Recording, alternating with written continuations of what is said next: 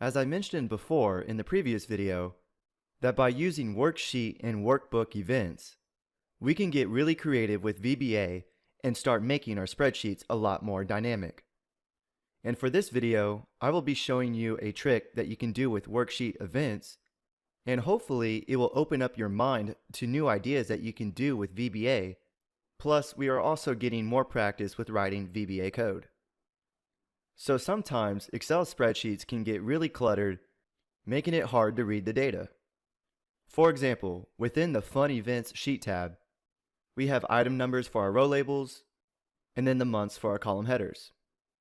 Well, if we are trying to point out a specific piece of data within this spreadsheet, for example, if I just click in I-18, the cell that gets selected does have the green border around it.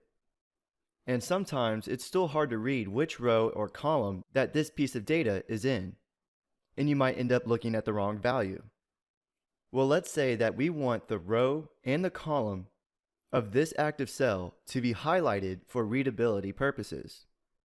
So for any cell that we select in this worksheet, it will highlight this column and this row that this cell is on. Well, we can do that by using worksheet events.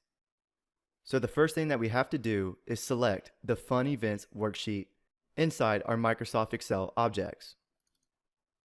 And then to access the worksheet events, we need to select this dropdown and select Worksheet.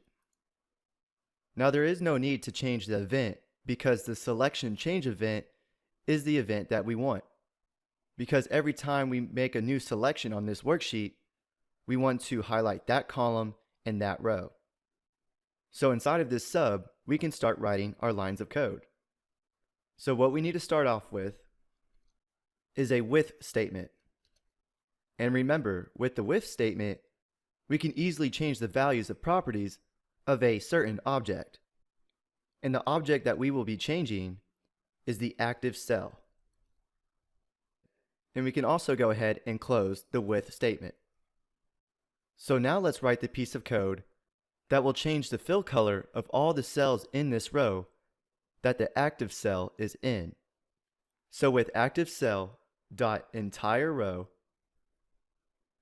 dot interior dot color equals, and one of the ways to change the color property is by setting values for RGB, which is red, green, and blue. So for the red value, we can put 255, comma, 230 for the green, comma, and 153 for the blue. Then close parentheses.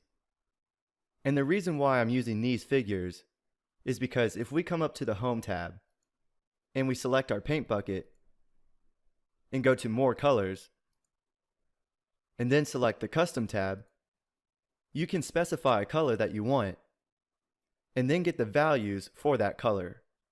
So we have red, green, and blue. And then you can use these values inside of your VBA code. So let's cancel out of this and continue with our sub. Okay, so we have the row color. Now let's change the column color. So with active cell dot entire column dot interior dot color equals RGB, open parentheses, 189, comma, 215, comma, and 238, close parentheses. So as of right now, if we select this cell, it will fill the entire row of that active cell one color, and then the entire column with another color. But let's say for the cell that we select, we want to keep the interior of that cell blank, so it has no color. So we can type in with active cell dot interior dot color index equals 0. And that's it. So now let's go over to our workbook and select any cell and see what happens. So it highlighted the entire row with this orange color and then highlighted this entire column with this blue color and left our active cell with no fill color, so it's easy to see which cell that we have selected.